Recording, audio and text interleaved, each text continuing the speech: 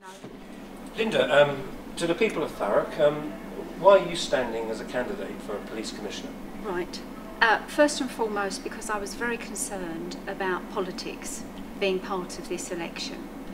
Policing has never been governed by politics, or it shouldn't be. So when the government first introduced this legislation, most of us who were on police authorities thought this wasn't a good idea. It didn't produce diversity and fairness from, inviting people from across the whole of Essex to be part of it. So my initial reaction was, no, I am an independent person, always have been, never been politically aligned, so I felt I'd be good to stand in that office, as well as having the experience of being on the authority. So, going across the county, you've been busy. What are the issues that have come across all across the county? They're usually always the same. People in their local communities or rural communities, and of course in Essex we have a vast rural area, they're worried about speeding, they're worried about antisocial behaviour, and of course will the police come if they call. So usually if you go to any community groups, those three issues will be the three that are always brought to the fore. It's funny you mentioned you juxtapose speeding and antisocial behaviour, because people really feel, here in Thurrock, there's a real feeling amongst the public that antisocial behaviour gets passing attention. Right. But wearing a seatbelt gets zero tolerance, and there's a feeling that one is because one can bring income in, and the other is it'll cost money to take people to court. Is that a concern? Is there anything you can do about that? I wouldn't say it's a concern. It's certainly something that's been discussed. Not wearing a seatbelt could kill you. Antisocial behaviour usually doesn't. It's a great irritation and a great frustration. What the Chief Constable has always said in meetings I've ever seen him at was that he'd like Essex police officers to get it right first time. So if you're dealing with a member of the public who decides not to wear a seatbelt, getting it right would be getting that member of the public to wear the seatbelt. Now officers do have discretion, and they are always encouraged to use that. Antisocial behaviour, I think if that's going on outside your house and you've been motivated to call the police, it must be something that's of concern. And I'd like to think that the officers would deal with it. The term robust is always there, isn't it? But if the officers have got engagement with the public, they should be able to deal with it, because antisocial behaviour isn't always caused by young people. I was called to an incident that kept on happening, and the lady was 82. And the officers hesitated to deal with it because of the lady's age, but she was a nightmare to the people that lived around her. So there are always different issues, but whether it's a motoring issue or whether it's antisocial behaviour, I think the officers do have to decide, is something life-threatening, and is something that I can deal with in a much more, public-friendly way. So what would, just to make it clear, the role of the police commissioner, is this the member of the public in charge of the Chief Constable, and then they tell the the Chief then disseminates their message to them? Is that what it is? No. If you think for anyone to become a Chief Constable, usually a 25 to 30 year professional career. For anybody to come in and do this Police and Crime Commissioner role has got to respect the fact that that person has earned that role. So the Commissioner's job is really to be the liaison of the public through to the Chief Constable, but also the other way.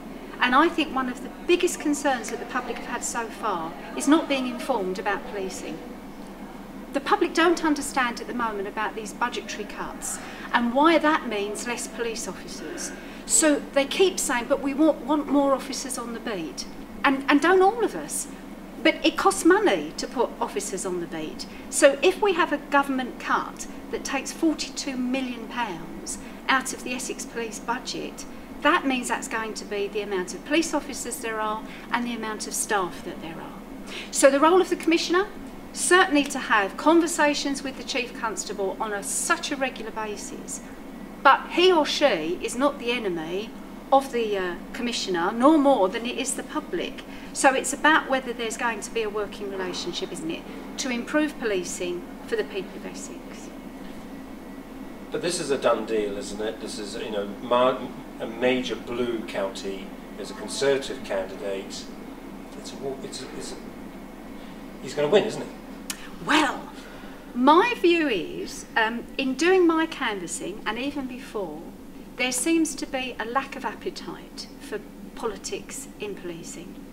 And I've had assurances, now whether I'm being tricked, but I am having assurances from the public that they really will not vote on a political ticket this time. It will be on merit. Now I hope that there's merit in the independents. There's the sheer fact that there isn't anyone, as an independent member myself, that I'm going to be answerable to. I'm putting down my own 5,000 deposit. No one is paying for my canvassing. It's all coming out of my budget. So at the end of the day, it'll only be me that will decide what I will do in the future. Your experience on the Essex Police Authority, what did that teach you? What did you learn? Right. I was appointed to the authority because of being an independent member. In order to be appointed, you fill in the same application form as a police officer. So it's about 9 pages, and you have to prove what you've accomplished in your community. So not what you've belonged to, what have you actually done? What does it teach you? It takes you a minimum of a year to get any understanding about policing. I think the first hurdle for me was understanding shift patterns and how incredibly draining that is for all of the officers that are on shift work. I then was appointed to different committees and to different panels. So I've been on the Chief Officer Committee, which is the one that actually deals with Chief Officer matters. I've been on the appointment panels for the Deputy Chief Constable and Assistant Chief Constables. I was the lead member for Diversity and Fairness. So that meant really making sure that the people of Essex are treated fairly when the police deal with them. Now, the majority of the time, when a police officer deals with a member of the public, something bad has happened. So it's down to that officer to either deal with a criminal or deal with a victim. But either way, it's bad news. And that's, I think, the gift that you get on being on the authority, of realising that you might have thought in getting this role, I'm going to show police officers what to do. But you walk away with it realising that they have the most difficult job on this earth. And if we're going to get morale built up, then we need to show respect for police officers. And is that true in that, not everybody thinks they can be a nuclear scientist, and not everybody thinks they can run 9.6 seconds or 100 metres, but a large majority of the public think they know about the criminal justice system or have an opinion on it, isn't it? And that can be very draining and demoralising for the police and other members of the criminal justice system. Yes, it can. And that's where I think this gift of communication, the gift of listening to people, it's something that is missing with some officers because they are keen to do their role. But that's where training comes in.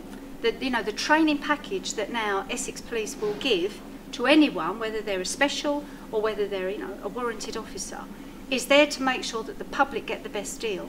But I'd come back to that original thought about how the Chief Constable has always said, and others do too, out of Essex, about getting things right the first time. And I think that the role of the authority has been to encourage all police officers to do that. And certainly the role of the Commissioner is going to be the same. It wastes time making mistakes, and it wastes time if you're not civil to the public. You immediately lose their confidence and their trust. So I think that the future could be really grand, but it's whether you get the right person to be the Commissioner.